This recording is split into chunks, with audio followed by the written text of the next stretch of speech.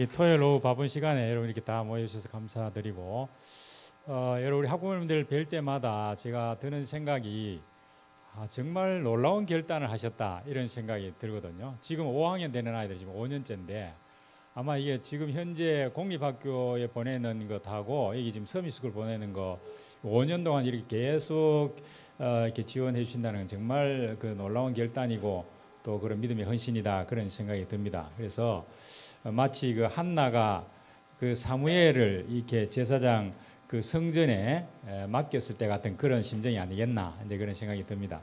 계속 기도해 주시고 우리 교회에서도 특별히 이제 서미스쿨 아이들 위해서 온 성도들이 기도하고 있으니까 이 아이들이 틀림없이 우리 교회에서 이제 7 랩먼트 같은 그런 정말 서밋되는 그런 아이들이 여기서 다 배출되지 않겠나 하는 그런 기대를 가지고 있습니다. 계속 그렇게 기도해 주시고 잘 이렇게 지도해 주시기 바랍니다. 자, 그러면 제가 오늘 이제 그 지적 능력, 이게 우리가 이제 오력을 충만하게 해달라고 우리 기도하고 있는데 영력, 지력, 체력, 경제력, 인력 이렇게 우리가 지금 이야기하고 있지 않습니까? 그래서 작년에 아마 영력에 대해서 이야기했는 것 같고 오늘은 이제 지력에 관한 이야기인데 지적인 능력.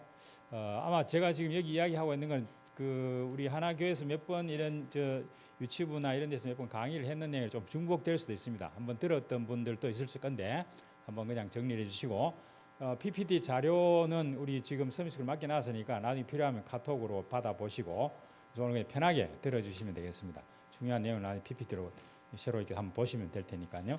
이제 이 지적 능력, 지력이라고 하는 것은 결국 달란트, 전문성 개발 이런 것과 관계가 되겠죠.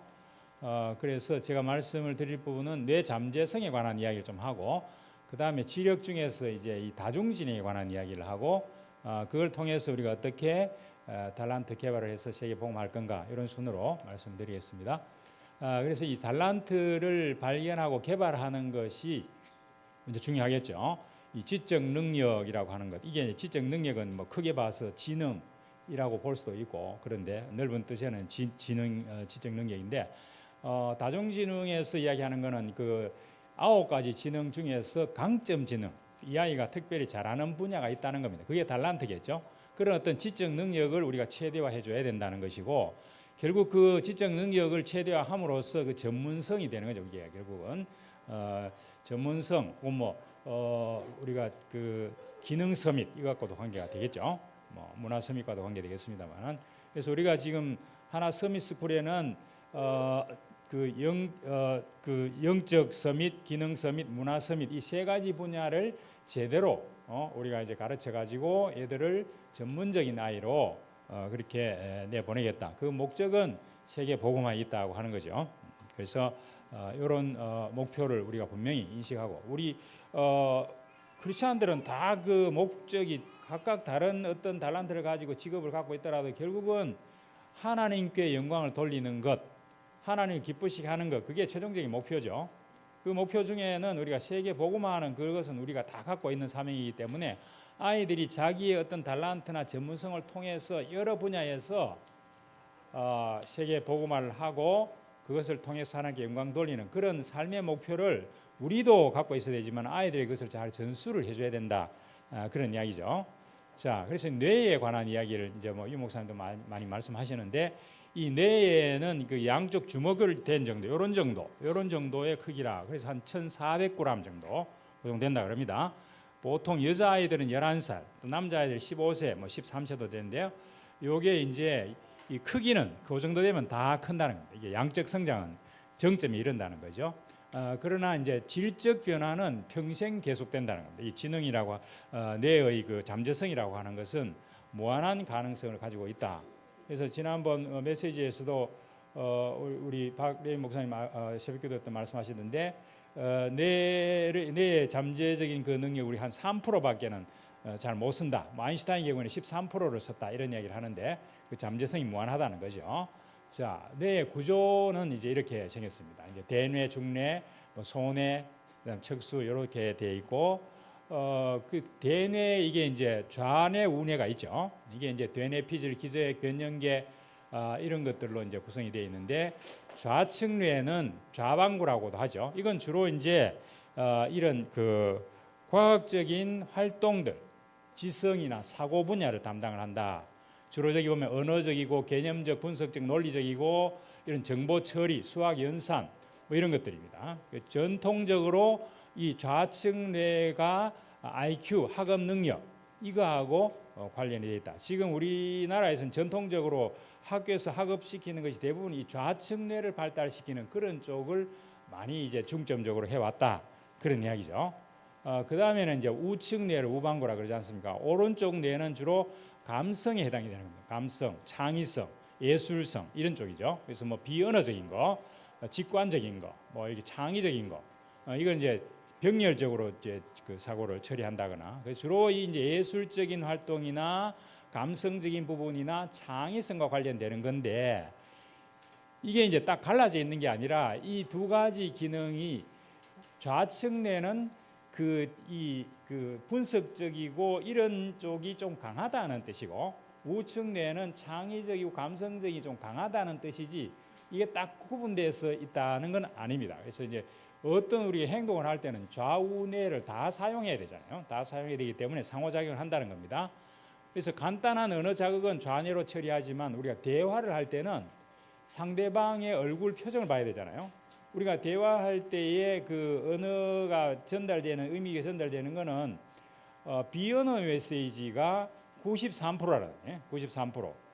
언어적으로 전달되는 한 7%밖에 안 되고, 비언어 메시지라는 것이 그 사람, 말하는 사람의 얼굴 표정이라든지 제스처라든지 이런 것들이잖아요. 그런 것들을 다 이렇게 이해를 해야 그 대화가 되지 않습니까? 그러니까 이게 이제 결국은 그런 비언어적인 메시지는 오른쪽 뇌가 그것을 처리를 해야 되니까 이게 같이 가야 된다는 거 아닙니까? 그래서 이런 것들, 이제 뭐 악보를 해석하고 손으로 연주하고 귀로 듣고 하는 게 전부 다 좌우뇌가 다 필요하니까요.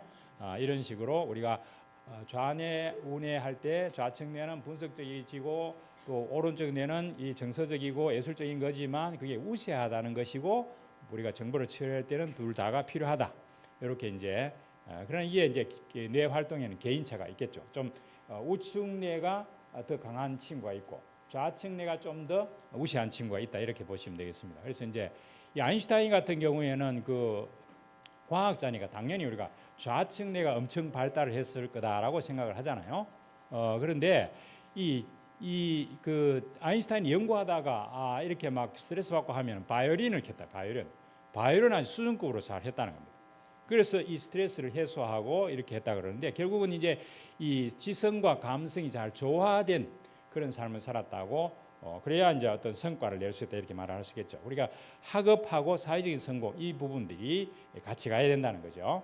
자, 그러면 이제 뇌의 뇌량이라고 하는 것은 좌측 뇌, 우측 뇌를 연결하는 다리와 같은 그런 부분인데, 이게 이제 초당 40억 개 이상의 메시지를 이게 전달을 좌측 뇌에서 우측 뇌 이렇게 전달한다는 거죠. 그래서 여성들의 경우에는 이 좌우 뇌를 연결하는 교량 역할을 하는 뇌량이 더 두꺼워 가지고 이 정보 교류가 남성보다도 여성들이 훨씬 더 활발하다는 겁니다.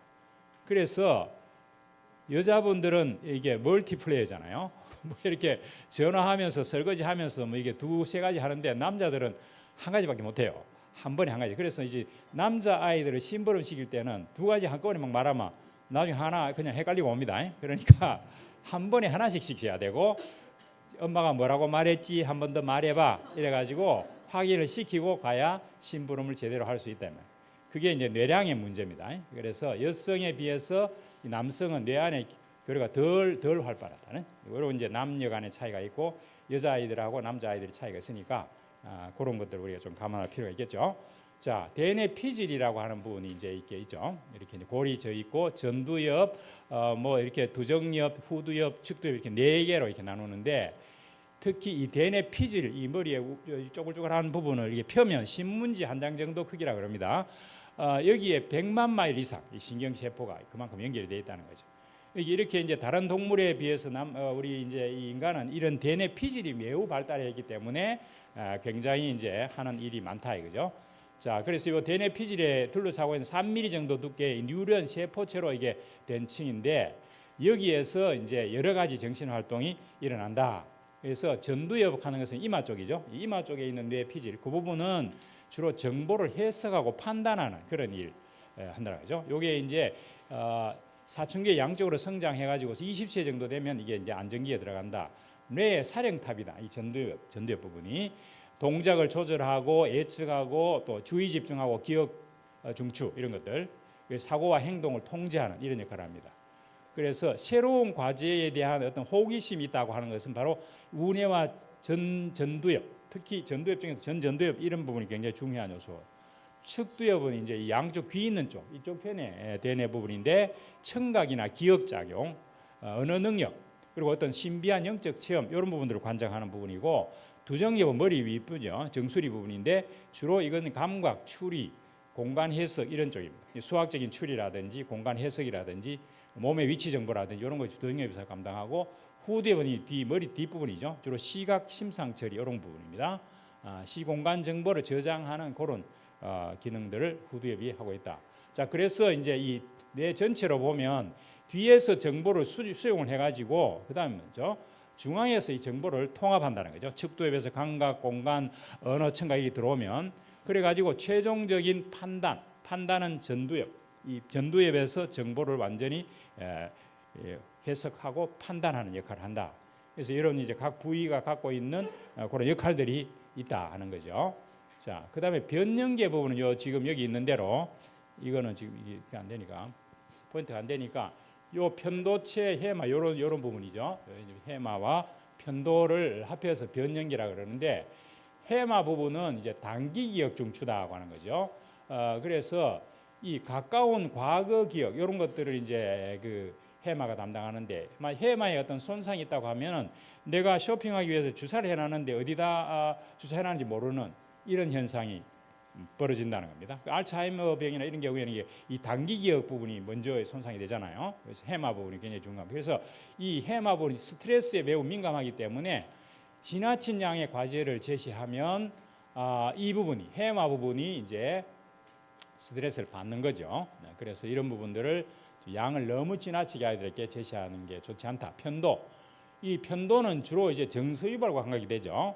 그래서 이제 공포의 핵심 중추다라고 하는 겁니다. 그래서 이게 우리가 가다가만 뱀을 만났다 그러면은 내가 머리로 이성적인 판단하기 전에 움츠라고 뒤로 물러서는 이유가 이 정보가 전두엽까지 전달되기 전에 내가 지금 이게 생존해야 되기 때문에 이 편도 부분이 먼저 해서 바로 정보를 처리하도록 그렇게 하는 겁니다. 그렇기 때문에 부정적인 정서에 매우 민감하다. 큰 공포감, 이 심적 트라우마가 될 수도 있다.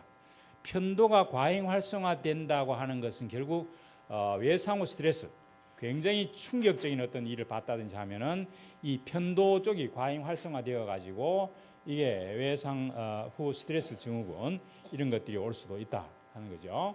자, 그래서 이게 보면 공포 상황이 있지 않습니까? 위협이나 공포 상황에서 고차적 사고가 어렵고 생존 지향해야 되기 때문에 빨리 이걸 이제 그 문제를 해결해야 되니까 편도 쪽에서 그냥 명령을 내려버린다 그런 이야기입니다. 이런 것. 그래서 다시 말하면 우리가 아이들이 그 교실에서 이게 편안하고 이게 안정된 그런 분위기 아니고 막 교사가 굉장히 경직되고 막 꾸중을 한다 이렇게 하면 아이들이 완전 경직돼 있잖아요.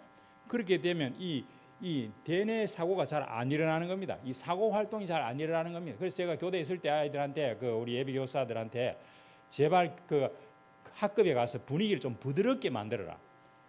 옛날에 우리가 학교 다닐 때는 선생님이 저도 우리 선배 선생님들한테 그 3월달 첫 학기에 첫째 날 가가지고 아이들 휘 잡아야 된다. 예? 꼼짝모르게 해야만 1년이 편하지. 안 그러고 풀어놨다가는 나중에 애들이 막 올라탄다. 이제 이런 이야기를 늘 들어가지고 막 처음에 들어가지고 굉장히 위협적으로 이렇게 대한 적이 있는데 그게 잘못된 거예요, 사실은. 아이들. 그런데 이제 아이들도 꾸중을 해보면 집에서 늘 꾸중 듣는 아이들은 뭐 교사가 뭐 옛날에는 체벌했잖아요. 체벌해도 꼼짝도 안 하는데 집에서 곱게 큰 아이들은 이렇게 조금 교사가 큰 소리만 해도 막 아이가 막 쫄아가지고 이런 아이도 있다. 그렇기 때문에 정서적으로 다르잖아요. 그러니까 이게 이제 과도한 공포 상황에는 아예 공부가 안 된다고 생각하면 됩니다. 그러니까 이런 걸 우리가 좀 교사들이나 집에서도 마찬가지입니다. 아이들한테 이 편도가 활성화되지 않도록 너무 그래서 뇌세포는 뉴런이라고 그러는데 지금 저기 이제 염색체 부분이 있고 축색돌기 부분이 있고 이렇게 돼 있죠. 그래서 이 뇌세포가 한 1000억 개 정도 태어날 때 그런 게 있는데 이 뇌세포는 시간이 갈수록 자꾸 줄어든다는 겁니다. 뇌세포가 자꾸 이렇게 늘어나는 게 아니고 아예 처음부터 타고나는데 가지고 차늑계정 타고나는데 그런데 이제 이 교세포라고 하는 게 이게 한 1조 개 정도 된다는 겁니다. 이제 보면은 성장하면서 하루 10만 개씩 자꾸만 이게 없어지는데 그러나 이 걱정을 안 해도 될 것은 자꾸 우리가 새로운 것을 사고하게 되면은 이 뉴런과 뉴런 사이에 저는 교세포들이 점점 더 늘어나기 때문에 실제로 뇌세포가 이렇게 줄어든다기보다는 우리가 보면 여름에 이제 수상돌기라고 하는 부분, 각 뉴런의 이 수만 개씩 이렇게 존재를 한다 그죠? 그래서 저기 새로운 것을 학습할수록 여름 나무가지처럼 저기에 뭐 무성해진다는 겁니다. 그 가지가 무성해진다는 거죠. 그래서 사용이 중단된 회로는 겨울 나무처럼 이렇게 나뭇잎이 점점 떨어져요. 그래서 우리가 이제 치매에 안 걸리려고 하면 뭘 보습이라고 치라고 그렇게 얘기하잖아요. 그 이야기는 자꾸 새로운 정보를 자꾸 접수를 하게 되면 저런 수상 돌기가 자꾸 늘어나기 때문에 여름철에 이 무성한 가지에 잎이 많이 달리듯이 이 뇌가 굉장히 이게 발달이 되어지는데 쓰지 않는 회로는 필요가 없기 때문에 그건 없어진다는 거예요. 줄어든다. 나무에 그 나무잎이 떨어지듯이 이제 그런 것들. 그래서 이제 뇌는 사용하면 사용할수록 더 잠재력이 늘어난다라고 하는 말은 뇌 세포가 늘어난다기보다는 저런 수상돌기 부분이 더 이렇게 활성화되어지고 가지치기를 많이 한다 이렇게 보면 되겠습니다. 자, 그래서 여기는 시냅스라고 하는 게 이제 저 수상돌기하고 다른 세포하고 연결되는 그 부분이죠. 이제 신경 물질이 저기 떨어지는데 전달되는 그런 부분인데 성인 한 100만억 개의 시냅스가 있다 그럽니다. 그래서 저기에서 뇌 작용의 무한한 잠재 가능성. 새로운 자기가 모르던 언어를 한다 그러면 거기에 또 시냅스가 늘어나고 이렇게 되어지니까 이게 엄청나게 늘어날 수 있다는 거죠. 엄청나게 늘어날 수 있다는 거죠. 재구성될 수 있기 때문에 교세포 이렇게 되어 있죠. 뉴런이 자리 잡도록 도와주는 그런 세포인데 여기에 축색돌기 등등이 있습니다. 여기 이제 뉴런의 영양 공급이 되어지는 부분. 자, 그래서 이제 우리가 어떻게 정보를 처리하느냐 하면 감각 정보에서 이 정보가 들어오면 내가 어떤 말을 듣거나 이렇게 하면은 전기 신호로 바뀌고 그게 수상돌기로 가서 세포체로 가서 다시 축색돌기로 시냅스를 자극해서 거기에서 신경 전달 물질이 분비돼 가지고 정보가 전달돼 아주 복잡한 과정을 거치는데 이게 눈 깜짝할 사이에 일어나는 거죠, 사실은. 이게 과정을 이렇게 풀어놓으면 이렇지만 자, 그래서 맥클레인 같은 경우에는 이 뇌간이라고 하는 부분은 이 주로 이게 생존과 관련되는 부분이고 변연계는 주로 이제 정서와 신체 조절, 그리고 DNA 피지는 인지적인 능력, 이래 3층으로 구성되어 있다. 그래서 파충류는 그저 생존 정도, 포유류는 이제 변연계까지, 인간은 이 세 가지 부분이 다 있다. 이렇게 이제 이야기를 합니다. 자, 뇌 발달이 되어질 때 우리가 주로 초중등 교육에서는 좌우뇌가 통합적으로 발달하는 그런 시기이기 때문에 좌우뇌를 잘 사용할 수 있는 그런 여러 가지 활동들을 많이 해줘야 이 뇌가 발달이 되어진다 이렇게 볼 수 있겠죠. 자, 좌뇌 발달을 위해서 우선 이 말하기, 글쓰기 같은 이런 주로 학교 교육이 주로 이 좌뇌 발달을 촉진하는 그런 내용들이 많죠.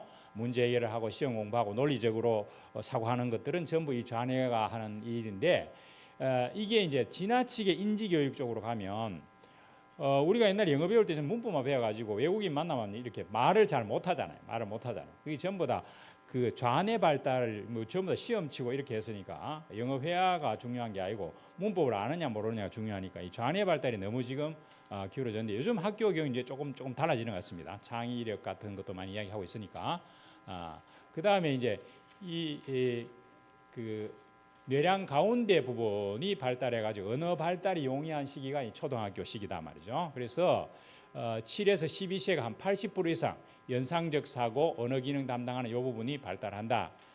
그래서 아동기에 주로 이제 언어 발달의 중요한 시기이기 때문에 아이들과 대화를 많이 하고 책을 좀 많이 읽고 이렇게 해서 언어가 발달되어질 수 있도록 그래서 외국어 같은 경우에도 너무 조기 교육하는 문제지만은 우리가 초등학교 1학년 정도 되면 이제 영어 교육을 하지 않습니까?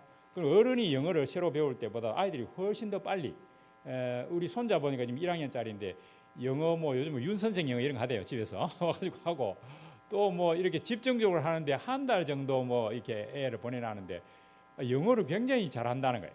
지금 엄마가 깜짝 놀랄 정도로 이렇게 한다는 이야기 하는데 그만큼 이게 빠르다는 거죠. 언어 습득이 빠르다는 거죠. 측두엽, 두정엽 이런 부분이 급격히 발달하는 시기다. 결국 언어 능력하고 공간 지각력이 급격히 발달한다. 그래서 이 아동기에는 이 수학이나 과학이나 언어 학습에 적정한 시기다. 그래서 이제 학교에서 여러 가지 이런 이제 수학, 과학 등등을 다 같이 학습을 하는 그런 시기죠. 아이들이 굉장히 잘 빨리 습득하는 그런 시기다. 이런 이야기죠. 그 다음에 이제 이 시냅스의 가지치기가 활발하다. 그런데 아까 그 뇌 잠재성은 이 시냅스 부분이 많이 이렇게 늘어나는 부분이잖아요. 그래서 아동기는 새로운 지식, 새로운 기능, 자기가 경험하지 못했던 새로운 부분에 굉장히 관심이 많습니다. 그런 경험을 많이 하면 할수록 이 뇌의 잠재성이 더 발달하기 때문에 다양한 학습 경험이 필요하다 그런 이야기죠. 자, 그다음에 이제 이 인지 능력, 우리 지적 능력 하면 주로 이제 인지 능력들을 이야기하는데 이 주의 집중 시간이 좀 늘어나죠. 초등학교 1학년 교시는 한 10분 이상 잘 못 견딥니다. 10분 하고 또 다른 활동으로 바꾸고 해야지 똑같은 이야기를 계속하면 아이들은 관심이 없습니다. 언어 능력이 향상하는 단계고 학습 전략, 이 공부를 잘하는 아이들은 무조건 외우는 게 아니라 이 학습 전략이라는 부분, 우리가 이제 어떻게 하면 잘 기억하는지 조직하는 이런 이제 정교화, 조직화, 상위 인지 전략 이런 건 뒤에 조금 더 이야기하겠습니다. 자, 이때 이제 1, 2, 3학년 때는 잘 모르는데 한 4학년부터 가면 이제 이게 학습이 더 어려워지잖아요. 그러면 이게 이제 개인차가 드러나는 시기가 4학년부터입니다. 4학년 대충 그쯤부터. 물론 이제 이게 학자들의 그 연구에 의하면 한 2학년쯤부터 내가 공부 잘하는 아이냐 못하는 아이냐 자기 그 개념이 이렇게 형성되는 시기인데 6학년쯤 되면 나는 공부 잘하는 아이다, 못하는 아이다 하는 학문적 자아 개념이 완성되는 시기가 6학년이라 그래요. 그렇기 때문에 이제 이게 주로 4학년 때부터 이제 이 차별화가 시작이 되는 겁니다. 개인차가 드러나기 시작하는 겁니다. 근데 이때 너무 나는 공부 못하는 아이야 이렇게 자아 개념이 돼버리면은 회복하기 좀 힘듭니다. 그렇기 때문에 가급적 이 자아 존중감, 나는 공부 잘할 수 있어라고 하는 그 자기가 그런 어떤 자신감 이런 것들 좀 길러줄 필요가 있죠. 근데 이게 이제 왜냐하면 저 스스로도 상대적으로 비교하거든요. 사실 부모가 너 형 닮아라, 뭐 동생 닮아라 이런 이야기 절대 하면 안 되죠. 아이들이 아까 그 다중기능이 다 다른데 수학 잘하는 애 보고 음악 잘하는 애 언니 닮아라 하면 말이 안 되잖아요. 그렇게 비교하면 안 되는데 애들이 학교에 가면 저 스스로 비교가 된다. 그렇기 때문에 이때 이제 우리가 부모가 있어서 상대적으로 비교하기보다는 너 스스로가 너 목표를 정해놓고 이렇게 너 스스로 도전하도록 하는 그런 쪽으로 유도를 할 필요가 있습니다. 그렇게 이제 그런 쪽으로 좀 해서 나는 이것을 할 수 있다고 하는 개념을 길러줄 필요가 있겠죠. 그 다음에 신체 능력이 급격히 발달하는 시기입니다. 대근육 운동, 자전거 타기, 스케이팅 이런 것도 필요하고 또 이제 뭐 이렇게 악기 연주라든지 뭐 글씨쓰기, 소근육 운동 이런 두 가지가 다 고루고루 발달되도록 그렇게 학습을 시켜줘야 되고 정서의 질적 변화가 일어난다. 이게 이제 초등학교 들어가면 이 교우 관계가 있잖아요. 교우 관계. 유치원부터도 그렇지만 우리 애 보니까 그 1학년짜리 손녀 보니까 벌써 학교에 가니까 자기 좋아하는 애 못하는 애가 다 있더라고요. 우리 손녀가 쌍둥이인데 지금 둘이도 이제 이 생일 초대하는 애가 달라. 그러니까 내 생일 초대할 때 니는 오지 마 이래갖고 뭐 누가 동생인지 모르지만 하여튼 한 놈은 그 밖에 데리고 나가야 돼. 지가 초대하는 애만 와야 되니까 그 지가 관심을 다 받고 싶다 이런 이야기예요. 그래서 교우 관계가 이때 이제 형성되니까 이때 교우 관계를 잘 형성할 수 있도록 그렇게 해줘야 되죠. 그 다음에 이제 정서 조절이 곤란해. 요거는 이제 사춘기 이제 지금 사춘기가 빨라져가 5학년부터 벌써 사춘기 옵니다. 사춘기 오는데 이게 이제 정서 조절이 왔다 갔다 하죠. 그 수면 패턴 멜라토닌이 1, 2시간 늦게 분비되기 때문에 아이들이 일찍 잘 안 잡니다. 5, 6학년 되면 늦게 잠잔다는 거. 생리적으로 그래 돼 있다는 거. 그래서 아침 늦잠 자기가 쉽고 그래서 엄마가 깨워야 되고 이런 부분이 생기기 때문에 이런 부분을 패턴을 좀 생각을 해야 되고 그다음에 도파민 분비가 증가한다는 것은 이 도파민이라는 쾌자극이잖아요. 그래서 이제 문제는 저런 인터넷 게임 중독 이런 것들은 이게 자기가 어떤 쾌락을 느끼거나 이 흥분을 느끼는 그런 쾌자극이 예를 들어 수치가 한 5랐다고 하면 그 다음에 5 정도 들어오는 자극에 대해서는 별로 흥미가 없어요. 6쯤 돼야 이제 또 흥미를 느끼는. 그 점점 더 이 도파민 분비가 더 강한 자극이 들어가야 되기 때문에 중독이 안 끊어지는 이유가 거기 있다는 거예요. 그래서 우리 아이들이 인터넷 게임 중독이나 이런 것들이 안 걸리도록 우리가 부모님들이 좀 통제할 필요가 있습니다. 아이들한테 약속을 해가지고 너무 그 휴대폰으로 게임에 그 중독 위험 수준까지 가면 안 되니까 실제 통계 보면 한 초등학교 한 30% 정도가 그 중독 현상이 일어난다는 이야기가 나오기 때문에 이건 좀 자 그래서 그러면 이제 뇌 건강을 위해서 우리가 어떻게 해야 되느냐? 일단 뇌가 잘 건강할 수 있도록 영양을 잘 공급해 줘야 되고 적절한 운동과 수면이 세 가지가 필요한데 뇌는 78%가 물로 되어 있단 말이에요. 그래서 좀 물을 좀 많이 마시게. 그래서 요즘 아이들 다 물통 갖고 다니잖아요. 옛날에 우리는 학교 다닐 때 물통 가지고 공부 시간에 물 마시면 굉장히 꾸중을 듣고 그랬는데 미국에 가니까 뭐 전부 아이들 물통 갖고 있더라고요. 지금 우리는 지금 학교도 다 물통 갖고 다닙니다. 수시로 물을 마셔주는 게 좋잖아요. 우리가 운동할 때도 이 근육량을 늘리기 위해서는 운동 다 하고 물 마시는 게 아니라 중간중간에 물을 마시라 그러잖아요. 이제 그게 수분 공급이 뇌에는 굉장히 중요하다는 것이고, 그 다음에 이 지금 이 초등학교 아이들은 성인 뇌가 소모하는 것보다도 이 포도당이 2배 더 필요하다는 거예요. 2배 더 필요하다는 거예요. 그러니까 아침 굶겨서 가면 안 된다는 거예요. 아침을 반드시 먹여서 보내야 된다는 거예요. 그리고 물을 자주 마시게 이야기를 하고, 그 다음에 이 5대 영양소를 고르게 좀 섭취를 해줘야 되고, 그 다음 특히 뇌하고 관계되는 이 레시틴 함유 식품이 주로 콩류, 호두, 잣 이런 것 주로 이제 그 소위 견과류 쪽, 견과류 같은 것도 요즘 보니까 일회용 있잖아요. 그런 것들 요구르트에 타서 이렇게 저도 먹고 있는데 아이들한테 견과류 부분을 좀 많이 좀 공급을 하면 뇌의 그 신경세포 발달에 굉장히 도움이 된다 그런 이야기예요. 그다음에 이제 과일, 채소, 생선은 뭐 어른은 또 다 좋지만 아이들한테도 이 뇌 발달에 있어서는 이런 녹색 채소, 과일 또 뭐 자연 곡물빵, 오메가 3가 포함된 거. 그래서 이제 생선을 주 2회 정도는 먹여라 그렇게 얘기를 해요. 안 되면 한 번이라도 일주일에 한 번이라도 생선이 이제 저런 그 오메가 3 지방산, 고등어, 등푸른 생선 이게 많이 들어 있잖아요. 그래서 이런 것들 항우울 효과도 있다고 하니까 가급적 인스턴트를 안 먹이는 게 좋겠습니다. 인스턴트. 이 패스트푸드나 인스턴트는 트랜스 지방이라는 게 들어 있기 때문에 저게 이제 인지 쇠퇴 발달을 유발한다. 뇌나 심장 동맥을 막히게 한다. 뭐 이거 어른도 안 좋은 거 다 알고 있으니까 전혀 안 먹을 수는 없잖아요. 그런데 조금 자제하도록 그렇게 할 필요가 있고, 그냥 밥하기 싫다고 곧장 그냥 치킨 시켜 먹고 이렇게 하면은 피자 시켜 먹고 하면 뇌 발달 안 됩니다. 그러니까 탄산 음료도 별로 안 좋아요. 탄산음료 이뇨 작용이 더 많기 때문에 갈증을 더 느낀다는 겁니다. 그래서 흡연 음주는 물론 이거는 치명적이고요. 자, 그리고 꾸준한 운동. 이 지금 운동하게 되면 운동 자체가 신체를 건강하게 하는 것도 있지만 기억력이라든지 집중력이라든지 창의성, 감정 조절까지도 이 운동하면 저게 더 향상된다는 그런 연구들이 많이 나와 있습니다. 그래서 운동을 좀 시켜야 되죠. 적어도 뭐 아이들 여기 뭐 주 3회 45분씩 걷기 하는 이건 이제 어른들 이야기고, 아이들한테는 좀 이게 뭐 가만히 놔둬도 애들은 운동하잖아요. 하지만은 지가 좋아하는 운동, 적어도 한 5, 6학년 되면 줄넘기든지 뭐든 자기 좋아하는 운동 한두 가지를 좀 잘할 수 있으면 더 좋겠습니다. 그래서 어떤 운동이라도 뇌 건강에는 좋은데 이게 이제 비만을 줄이는 만큼 기억력이 향상되고 인지 손상을 저항을 향상시킬 수 있다. 꾸준하게 운동시키는 거 한 가지 이상. 그래서 요즘 보니까 아이들 뭐 수영장에도 보내고 뭐 이렇게 하던데 꾸준하게 자기가 좋아하는 운동 하나쯤 할 수 있는 그런 것들은 길러주면 좋겠습니다. 그다음에 충분한 수면. 우리가 이제 이 잠잘 때 내가 가만히 있는 게 아니고 이 렘 수면 단계라 그러죠. 보통 90분 사이클로 이 처음에 이제 잠이 들기 전에 이제 깊이 잠이 들었다가 다시 또 이렇게 렘 수면 단계로 오고 다시 또 이런 사이클 90분 사이클로 이렇게 잠이 일어나기 때문에 렘 수면 단계라고 하는 것은 이제 이 꿈꾸는 시기거든요.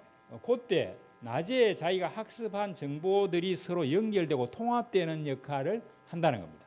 그래서 학습 후에 6시간 정도 지나면 이 들어갔던 정보들이 통합이 일어난다는 거예요. 통합이.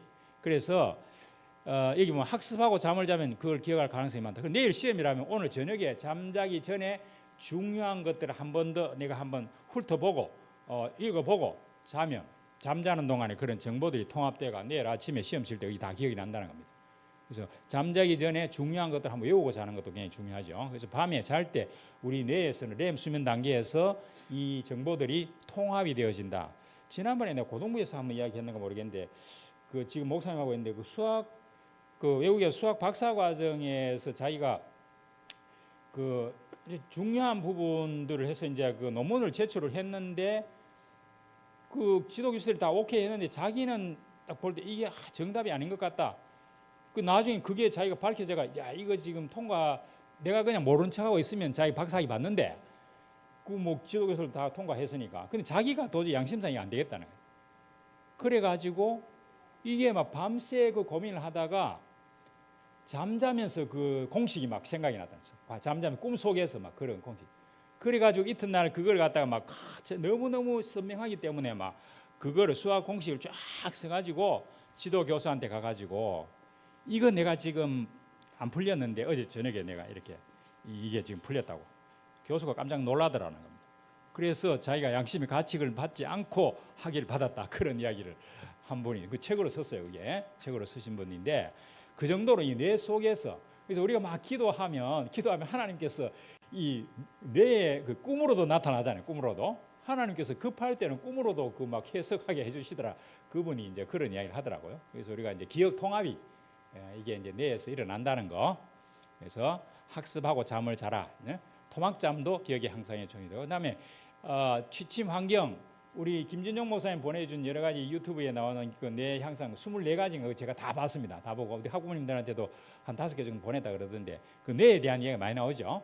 잠잘 때 이런 전자파 이 저 휴대폰 바로 옆에 놓으면 안 된다 그랬죠. 벽에 밑에 놔도 안 되고 좀 멀리 떨어뜨려 놓고 그 저희들 집에는 잘 때 블라인드를 다 내립니다. 내려가 좀 깜깜하게 해가지고 그래 자면 그 굉장히 좋죠. 요즘 그 도시에는 전부 다 가로등이 있기 때문에 그냥 커튼을 안 치면 바깥에 이게 빛이 들어오면 제대로 잠 깊은 숙면이 안 된다는 거예요.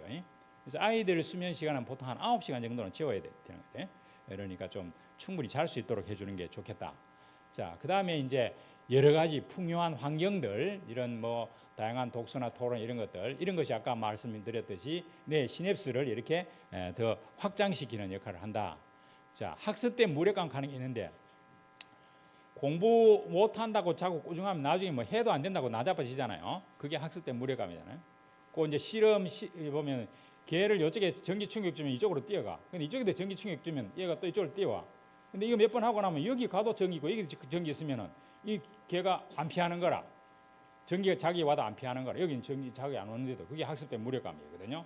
그래서 우리가 이제 부정적인 자아 개념이 형성되면 나중에 나는 해도 안 되더라 하고 나자빠지는 경우 이게 정말 회복하기 힘듭니다. 그렇기 때문에 학습 때 무력감 포기해 버리는 게 안 되도록 그렇게 이제 학습 실패가 반복되지 않고 성공 경험이 누적될 수 있도록 그렇게 해주고 비교하지 말고 자기 스스로 도전 목표를 정해서 내가 오늘 요거를 뭐 10분 했다. 내일은 20분 한다. 이렇게 이제 구체적인 목표를 정해가지고 하면 칭찬해주고 하는 이런 것들이 중요하겠죠. 자, 지나친 학습은 스트레스. 그다음에 주의 집중할 수 있는 환경을 좀 만들어줘라. 우리 공부방을 좀 주의 산만한 요소를 좀 최소화하고 그 책상을 좀 벽 쪽으로 붙여가지고 창문 쪽으로 하면 창문 뭐 이렇게 다 보이니까 벽 쪽으로 붙여가지고 책상을 좀 다 정리하게. 그게 다 학습을 방해하는 요소가 되기 때문에 그리고 책상 정리 온도를 좀 낮추고 그죠? 순서대로 학습하고 그다음에 이제 긍정적 감시. 이번 그 유튜브에도 나오죠. 누가 내가 지금 공부하는 거를 누가 보고 있다고 생각하면 더 열심히 공부하잖아요.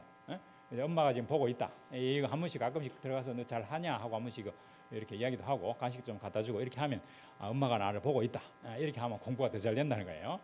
호기심 이런 것들 중요하고 그다음 학습 후에 적절한 처리 시간을 주라는 것은 중간 그 우리 1학년짜리 우리 그 손녀도 제가 뭘 이렇게 수학을 이렇게 지가 틀리는 걸 이야기하면 할배 좀 가만히 있어. 내가 좀 생각해 보게. 이렇게 이야기를 해가지고 깜짝 놀랐어요. 생각할 시간을 달라 이거야. 그래서 이게 학습 난이도가 높을수록 자기 스스로가 생각할 수 있는 시간이 주어져야 되는데 학부모나 교사는 다 알고 있기 때문에 답을 빨리 가르쳐 주려고 하면 이게 이제 학습 능력이 형성 안 되는 겁니다. 그렇기 때문에 중간중 그래서 지금 뭡니까 김준영 목사님 보내준 거기도 보면 10분 공부하고 또 좀 쉬고 10분 공부하고 쉬도록 이렇게 하라는 그런 방법도 나오잖아요. 그래서 이런 것도 좀 중요하고 그다음에 몰입 기회, 몰입이라는 게 플로우라고 하는 것인데 이게 이제 우리가 독서 산매경 이런 말 있잖아요. 자기가 좋아하는 게 있으면 시간 가는 줄 모르고 빠지는 그게 몰입인데 몰입이 일어나는 조건이 그 이제 그 연구에 의하면은 자기가 거기에 이제 이 과제를 해낼 수 있겠나 없겠나 하는 그 스킬의 정도, 그다음에 과제 난이도의 정도 여기에 따라서 이 몰입이 정해지는데 자기 능력보다 조금 상회하는 이거 알듯 말듯하다 이런 부분이 굉장히 아이들한테 학습 동기를 일으키고 거기에 몰두하는 게 일어난다는 겁니다.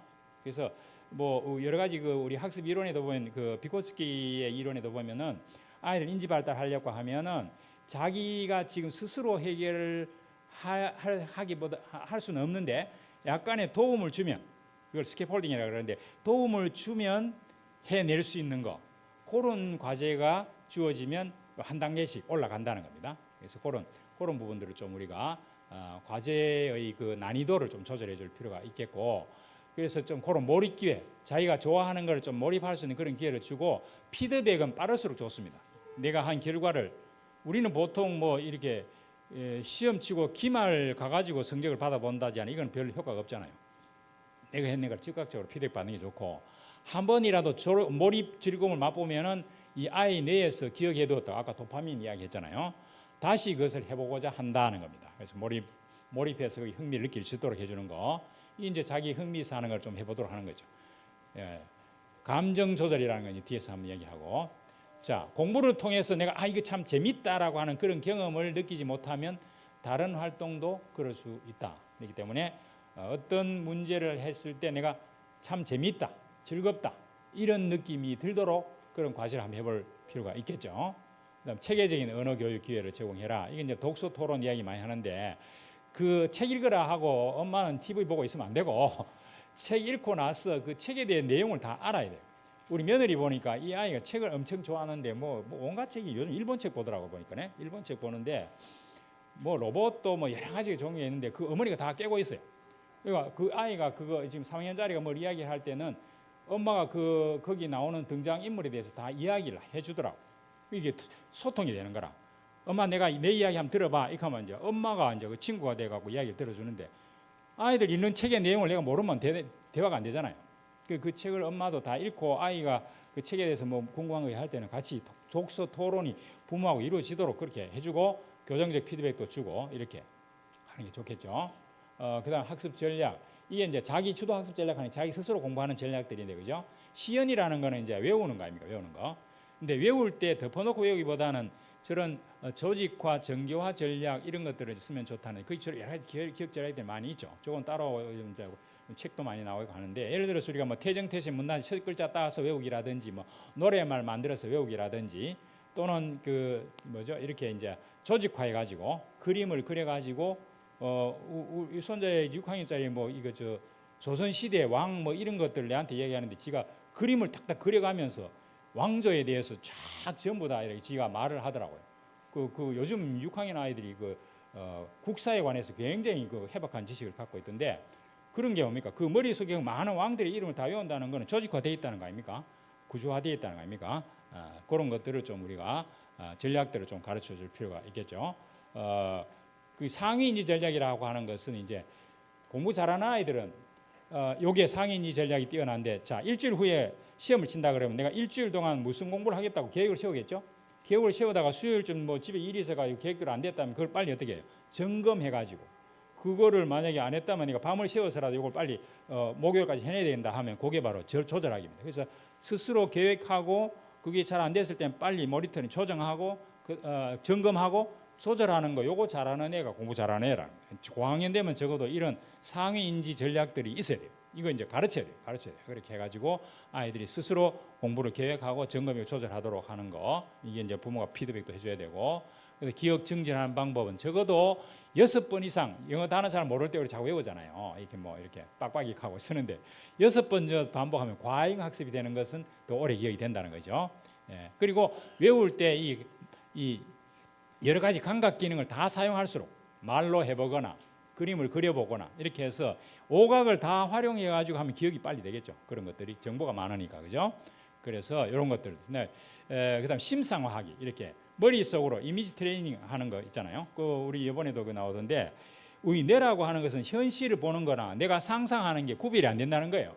내가 머릿속으로 이렇게 상상하는 그 자체를 실제로 인식한다는 거 아닙니까? 그러니까 우리가 이제 뭡니까, 지금 뭐 CVDIP 이런 이야기도 많이 하는데, 드림이라고 하는 거, 그거 꿈이 현실이 그대로 되어질 수 있다는, 내가 그걸 그대로 인식하기 때문에. 그래서 우리가 만약에 좀 상상해보고 내가 이렇게 될 거야라고 하면 상상해보는 그것도 나중에 현실이 될 가능성이 많다는 거니까, 이런 이제 심상화해보는 기억들, 이런 것도 좀 많이 연습시킬 필요가 있겠죠. 자, 그래서 그냥 읽기만 하면 10%밖에 안 되지만은 저 말하고 행동한 거는 90% 이상 기억이 되니까 가급적 보고 듣고 이것을 자기 스스로 말해보고 예를 들어서 얘가 내일 지금 학생회장 출마하러 간다 그러면 저녁에 가족들 모아놓고 그거 자기 연설문 한번 해보도록 그렇게 앞에서 한번 이야기해보도록 그렇게 그 3학년짜리 우리 손자애 보니까 뭐 그 학생회장 나서는데 집에서 한번 해보라 하니까 뭐 여러분 우리 같이 노는 거 좋죠 뭐 이래가지고 그게 뭐 햄버거 사주겠다 뭐 이런 거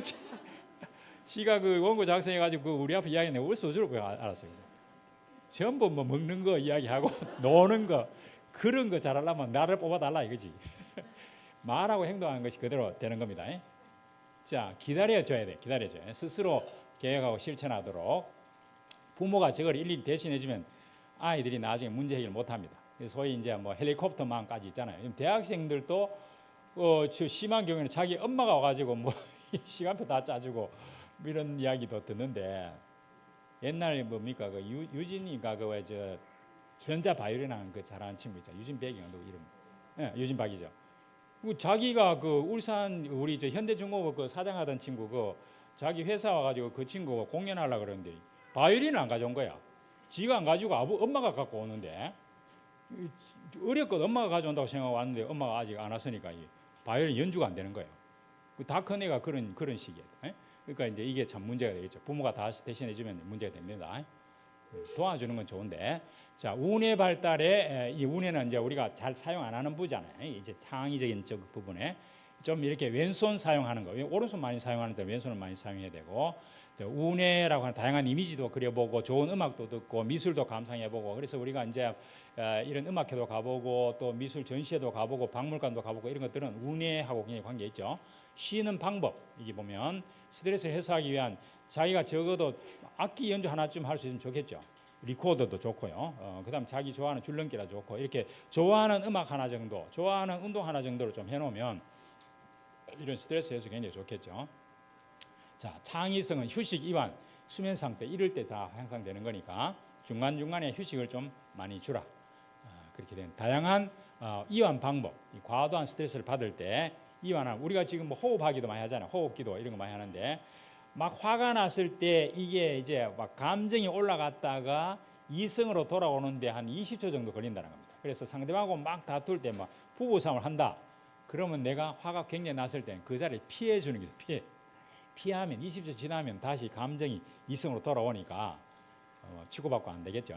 그러니까 그렇게 하거나 뭐 찬물을 마시거나 음악을 듣거나 이런 것들도 전부 다 이제 소위 이런 분노를 조절하는 방법 중에 하나인데, 그래서 이제 이런 다양한 이완 방법을 이렇게 자기가 호흡을 통해서든지 생각을 통해서든지 자리를 피하든지 여러 가지 방법이 있겠죠. 적절한 휴식과 놀이가 필요하고 지나친 인터넷 이런 거 아까도 말씀드렸습니다만은 여기 나오네요. 초등학교 5, 6학년 40% 이상이 지금 게임 위험군이라 5.6%가 고위험군으로 되어 있습니다. 그 다음에 이제 TV 시청 시간 좀 줄여야 되겠다. TV를 뭐 전혀 없애는 것은 저는 뭐 동의하지는 않는데 TV 시간을 좀 줄이는 게 좋겠죠. 계속 이 시각적인 자료만 보게 되면 이 고차적인 사고가 잘 안 되는 문제가 생깁니다. 스마트폰 과다 사용할 때는 성취 동기가 저하되고 우울증이 유발된다. 어느 신문에 보니까 요즘 그 결혼을 빨리 안 하는 이유가 이 휴대폰에 나오는 여러 가지 모델들이 있잖아요. 뽀샵도 하고 해가지고 너무 예쁜 여자를 많이 봐가지고 보통 여자는 눈에 안 들어온다는 거라 결혼 상대자를 고르지 못한다는 거라. 그런 문제도 있더라고요. 그래서 이게 스마트폰에 모든 걸 다 해결해 주잖아. 가만히 앉아서 그게 다 해결되니까 나중에 정작 그 문제에 도달할 때는 자기가 못하는 거라. 자기 스스로 몸으로 부딪히고 실패도 해보고 이렇게 해야 그게 자기게 되지. 스마트폰으로만 그거 하고 있으면은 문제 해결 안 된다는 거죠. 그리고 이제 아까 장점 찾아서 인정하고 칭찬해 줄 때 이 자아 존중감, 내 잘할 수 있어라고 하는 그런 느낌을, 그래서 그래서 전번에 이 강의하러 어디 가니까 우리 애는 이게 칭찬을 너무 많이 해가지고 엄마 왜 또 칭찬 안 해줘 이렇게 말하는 애가 있는데 어떻게 해야 됩니까 이렇게 묻더라고요. 그 덮어놓고 계속 칭찬하면 안 되고 이제 6학년쯤 되면은 야 네가 엄마를 이렇게 도와줘서 참 고맙다 이렇게 구체적으로 칭찬해야 돼. 아이고 착하다가 아니고 그렇게 해야 되고, 그 교실에서 한 아이를 너무 칭찬하면 그 교사가 없는 사이에 그 아이가 왕따 될 가능성도 있습니다. 그러니까 누구나 다 인정할 수 있는 그거를 딱 들어가지고 야는 이랬기 때문에 참 잘했어라고 칭찬하면 다른 아이들이 얘를 어떻게 공격할 수가 없잖아. 이제 그런 것도 좀 이제 유의를 해야 되듯이 장점을 가급적 좀 많이 하고 칭찬을 좀 많이 하라 그렇게 얘기합니다. 네, 그렇게 하면 그래서 엄마가 내 편이야라고 좀 생각할 수 있도록 해주시면 좋겠고, 그 다음에 이제 정서 조절 이거 뭐 우리가 전번에 한번 이야기했습니다. EQ 이거 자기 감정을 이해하고 조절하고 자기 동기화하고 그 공감 능력, 대인관계 능력 이런 부분들이 전부 다 이제 감성 지능인데 전에 한 말씀드렸습니다만 지금 IQ는 학업 성취율 50% 정도밖에 이게 예언을 못하지만은 사회적 성공은 80% 이상이 이 감성 지능이 해결한다라고 그렇게 이야기를 하고 있으니까 이 자기 정서를 잘 조절할 수 있도록 어제 그 뭡니까 국회의원 이렇게 그 공개했던 친구가 중2짜리라 그러잖아. 중2짜리인데 보니까 뭐 지금 우울증도 있고 뭐 이렇게 하는데 그 정말 부모님들이 그 아이를 그렇게 되기까지 그냥 물론 뭐 부모도 그 노력해가지고 내가 볼 때는 정말 부모님이 어릴 때부터 이걸 빨리 ADHD 같은 거 빨리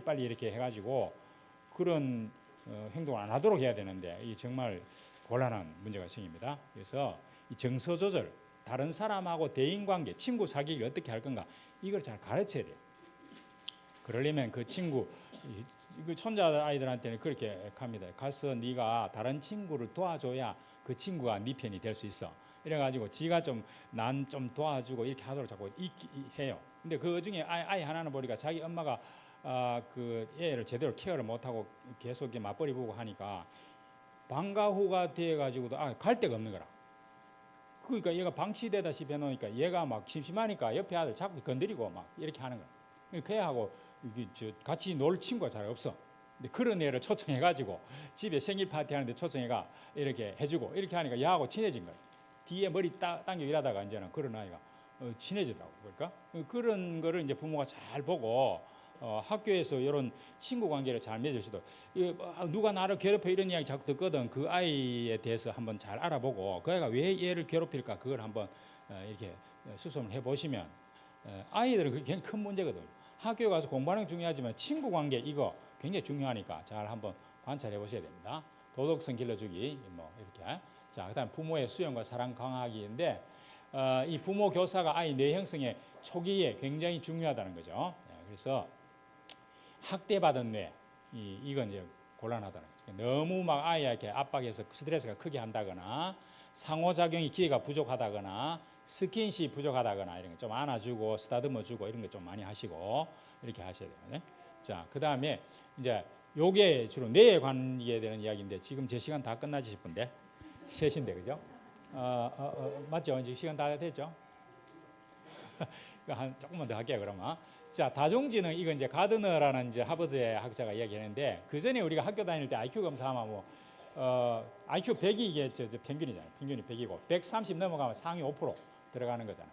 근데 이건 사실 정상 분포곡선이라는 것은 100명 모아놨을 때 얘가 어느 정도 상대적인 위치에 있나 이것 가지고 IQ 검사하는 거거든요. 비네식 IQ 검사는 지필 테스트를 통해서 하는데 이게 지능을 제대로 말해주지 못한다. 지능이라고 하는 것은 실제 어떤 가치 있는 산출물을 만들어내거나 문제를 해결할 수 있는 능력이 지능이다. 이렇게 이제 지능을 새로 정의하고 그건 직접 해봐야 된다. 이래가지고 이제 9가지 지능을 이제 자기가 연구 끝에 이걸 발견을 했어요. 그래서 이거는 이제 지필 테스트 하는 게 아니고 여러 가지 활동을 통해서 얘가 어느 쪽에 더 강점 지능이 있는가를 골라내는 건데 물론 이제 간편 지능 검사 해가지고 나는 뭐 음악을 좋아한다 뭐 이런 걸 체크해가지고 그게 높으면은 음악적 지능이 높다 이렇게 간단하게 테스트하는 건 있는데 실제로는 다 해봐야 돼요. 그래서 여기 보면 그 9가지 지능이 있는데 아이들 분명히 태어날 때부터 자기가 우리가 하나님으로부터 달란트 받았다 그랬잖아요. 한두 개는 잘하는 게 반드시 상대적으로 있다는 거예요. 그거를 부모가 잘 발견해서 만약에 그런 쪽으로 잘 발달할 수 도와주면 얘가 성공하는 거잖아요. 그게 달란트 개발이잖아요. 자, 그래서 이제 언어 능력, 이거는 이제 언어 잘하는 거죠. 언어를 사용하는 능력. 주로 이게 작가, 판명, 교사 뭐 이런 거, 이 셰익스피어가 있습니다만은 요거 이제 언어적 지능을 이게 발견하려고 하면 이게 말하기, 쓰기, 토론하기, 조사하기, 독서 이런 걸 많이 해봐야 되겠죠.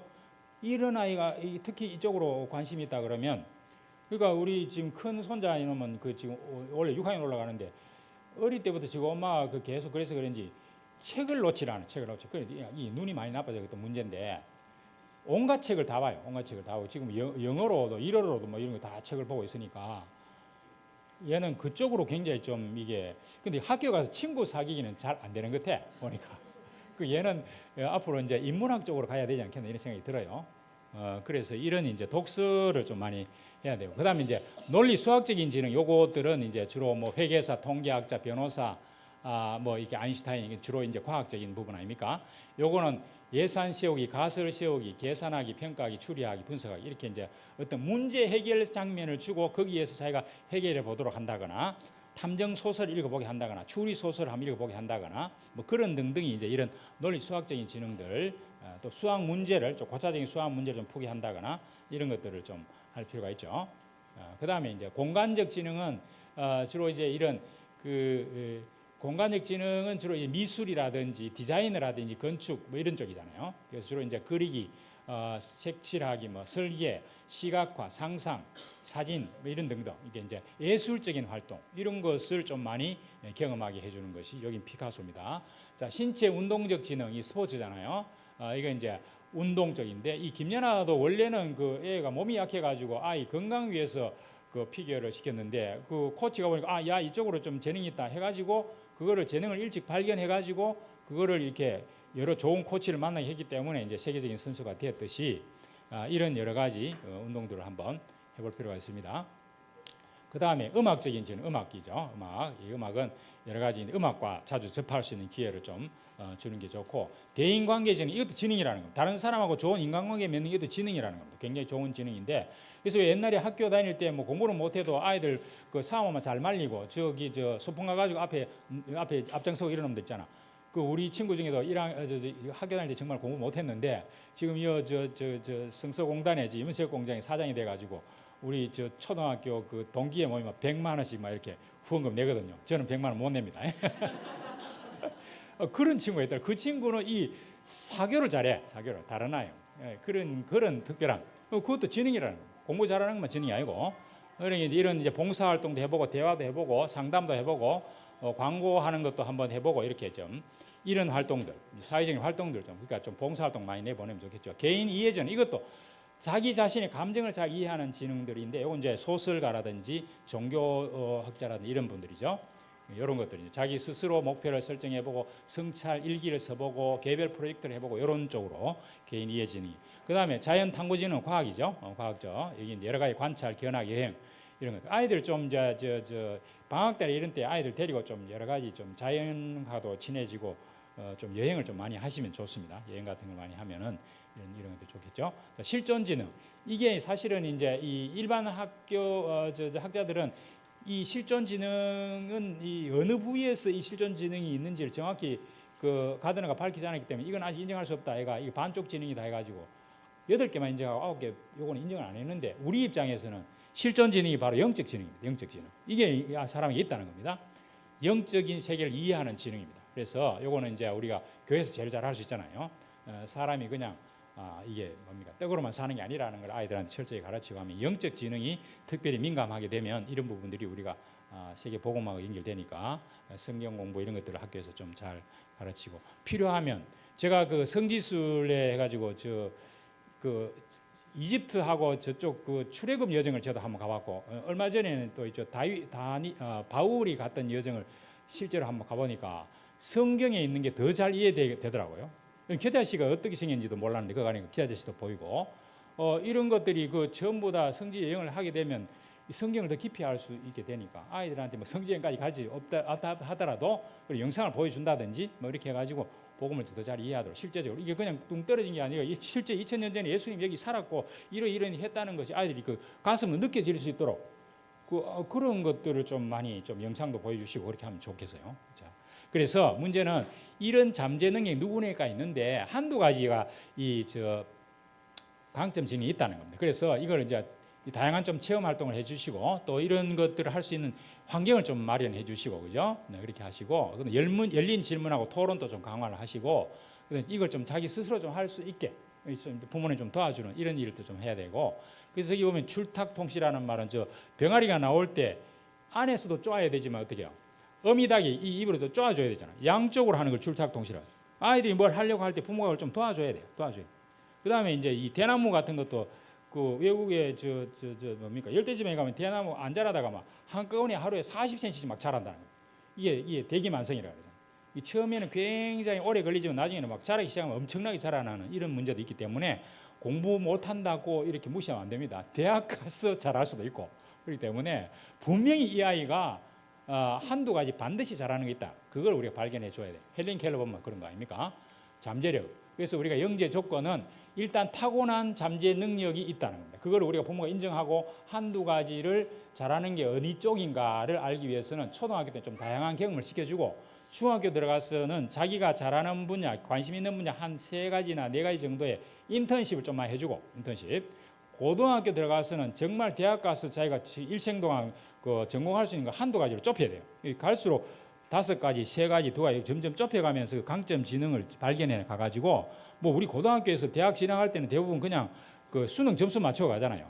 근데 대학 들어가서 이 보면 교대 들어오는 아이들 중에서도 교대 적성 안 맞아가지고 그만두는 아이들도 있고 고려대 졸업해가지고 다시 교대 오는 아이들도 있고 이렇더라고요. 그거 정말 그만큼 좀 이게 뭐 그거 다 자기 경험이 되겠지만 어떻게 보면 이 레이스를 하는데 다시 가야 되니까 이 다른 사람보다 늦잖아. 이걸 미리 발견했다면 훨씬 좋을 건데 그죠? 그거를 이제 우리 학부모님들이 잘 좀 이렇게 타고난 소질, 잠재 능력이 어디에 있는가를 잘 관찰해가지고 관찰하려고 하면 다중지능은 결국 해봐야 되는 거잖아. 여러 경험을 시켜보라는 거야. 여러 경험을 시켜보면 우리 아이가 어느 쪽에 관심이 있는지. 어제 저녁에 말레이시아가 우리가 축구 그 할 때 차돌이가 거기 있대. 차돌이 차범근 아들이잖아.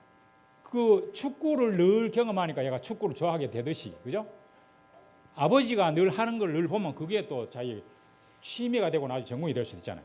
다양한 경험을 시켜보면 그런 쪽에, 그래서 중학교 다닐 때는 실제 그 분야의 전문가들 을 만나보는 인턴십 굉장히 중요합니다. 그렇게 좀 해주시고, 잠재 능력 개발하는 숙성 조건, 여기 10년 몰입, 뭐 우리가 뭐 1만 시간의 법칙 이런 거 있잖아요. 1만 시간 하려고 하면 하루에 3시간씩 10년 걸린다는 것인데, 그 전번에 그 유튜브 보니까 10년 안 걸리고 MIT를 4년 하는 거 1년 만에 했다 그러대요. 거기 보니까. 그러니까 이게 이제 훈련 몰입할 수 있는 기회를 줘야 되겠죠. 숙성이 돼요, 숙성이. 그 다음에 이제 환경을 만들어줘요, 환경을. 이게 아무리 있어도 진주가 그냥 흙 속에 있으면 이게 빛을 발할 수 없잖아. 흙을 파헤쳐 줘야 된다. 그게 이제 환경을 마련해 주라. 자극하고 하는 인간관계 망을 만들어 줘라. 요 소질 조건, 숙성 조건, 환경 조건 이 3가지가 같이 맞아 떨어질 때 달란트가 개발이 되겠죠. 자, 그래서 뭐 잘 알잖아요. 정트리오 어머니.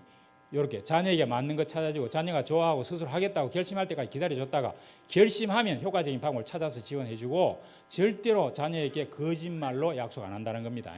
실수는 야단치지 않는다는 거죠. 함부로 칭찬도 안 한다 얘기다. 함부로 칭찬 안 한다. 이렇게 있습니다. 덮어놓고 칭찬하면 안 된다. 여기는 정명훈, 정경화 있잖아요. 그 다음에 이제 강용호 박사 돌아가셨는데 이 우리나라 한국의 최초 명인 박사잖아요, 그죠? 미국에 가서 공부했는데 자기 아들이 지금 하나는 안과 의사가 되어 있고 하나는 지금 변호사가 되어 있는데 이 저 책에 보면 10가지 전략이 나와요. 역경을 도전의 기회로 삼으라. 자기가 모델이잖아요. 인생의 장기 목적을 설정해라. 자신의 가치를 발견하도록 해라. 분명한 비전을 품도록 해라. 이 이제 동일 가치를 추구하는 집단에 소속해라.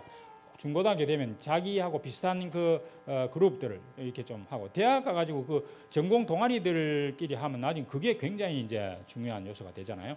자, 결코 포기하지 마라. 이거는 이제 강용호 박사 이야기가 아니고 그 영국 처칠 수상한 이야기죠. 졸업식에 가가지고 never give up 이렇게 결코 포기하지 마라. 사실은 처칠은 학습 장애예요. 학습 장애가 말도 잘 더듬거리고 있는데 어떻게 정치가가 됐냐. 나중에 그 2차 대전 그거 써가지고 세계 문학상도 타고 그랬잖아요. 그러니까 포기하지 말라는 거예요. 타고난 기능 개발하면 된다는 거예요. 유대인들 요즘 이야기 잘 말하는데 이게 이제 유대인들 노벨상 25%, 뭐 하버드 재학생 30% 유대인이라 그러는데 이게 하브루타라고 하는 거 짝지어서 토론하기. 이게 어릴 때부터 부모하고 어머니하고 굉장히 잘하죠. 그리고 반드시 주말이 되면 아버지가 참석해서 가족들끼리 같이 대화하는 시간을 반드시 가진다는 거. 하브루타. 그다음 맨시라고 하는 것은 다른 사람을 좀 으로부터 신뢰받고 남을 도우는 사람이 되라. 이게 이제 그 유대인의 교육목은 뭔가 남에게 뭘 봉사할 수 있는 그런 사람이 되어야 된다. 그리고 자기 주장을 분명히 할 수 있는 그런 아이가 되어야 된다. 이런 것들을 굉장히 강요를 한다는 겁니다. 자, 결국 그래서 오늘 우리가 지력이 개발된다는 조건은 이 잠재력이 있다. 누구나 아이들이 9가지 지능 중에서 한두 가지 반드시 잠재력이 있는데 그것을 어릴 때 다양한 경험을 통해서 발견하게 하라. 그 다음에 그것을 이제 환경을 만들어줘라. 환경을 이것을 잘하는 사람 만나보는 인턴십도 해주고 그런 쪽에 많은 경험을 할 수 있도록 좀 해주라. 그런 환경 지원. 그 다음에 신앙교육 이게 필요하겠죠. 그렇게 했을 때 이 갖고 있는 달란트 잠재력이 최대화 될 수가 있다. 머리가 정상지능 IQ 100이면은 그 경계선이 70이잖아요. 70이 이제 요게 경계선하고 남양학교 가야 되느냐 말아야 되느냐 요 경계인데 남양학교 가더라도 거기 있는 아이들 자폐아 중에서도 지난번에 제가 지지난주인가 서울에 있는 우리 딸이 다니는 그 교회에 갔는데 그 목사님이 이제 새로 오신 목사님이야. 40대인데 설교하시면서 자기 아이가 자폐인데 그 서울 미랄 은혜교회 거기 가니까 자폐인데 거기 이제 첼로를 하고 싶 얘가 첼로를 하는데요. 거기 가니까 장애인인데 이 첼로를 엄청 잘하는 애가 있었는 거예요. 아, 저렇게까지 발전할 수 있구나. 자기 그거 갖다 대면 아무것도 아니지만 이 아이가 자폐아가 한 중학생쯤 되는 것 같아요. 거기 가니까 그걸 보고 부러워해서 나도 저렇게 되고 싶다 하더라. 그래 이제 목사님이 그런 자폐아의 경우에도 특별히 잘하는 부분이 있을 수 있잖아요. 그거를 발달시키면 엄청나게 발달할 수 있으니까 결코 포기하지 마라 이거지. 그런 걸 설교 중에서 이야기하시더라고요. 그래서 우리가 절대 포기할 필요는 없습니다. 그렇기 때문에 저런 잠재력을 이렇게 좀 발견해가지고 그런 환경만 만들어주면 또 우리는 신앙이잖아. 신앙으로 기도하면 하나님 그 아이 분명히 쓰실 부분이 있다는 거잖아요. 그렇게 해서 우리가 잠재력을 좀 최대화해가지고 이 아이들이 정말 지금 5학년까지 들어왔는데 그죠? 제가 볼 때 늘 기도하고 있습니다만은 한 50명 되는 이 아이들이 앞으로 이제 중고등학교, 대학 가면 한국이 아니라 세계를 완전 변화시키지 않겠나 그런 기대를 갖고 있습니다. 여러분들이 기도하시면 하나님께서 이 성경에 나타난 7 달란트, 7 렘넌트처럼 우리 서밋스쿨 아이들이 분명히 그렇게 자라나리라고 저는 믿고 있습니다. 믿으면 믿은 대로 되리라.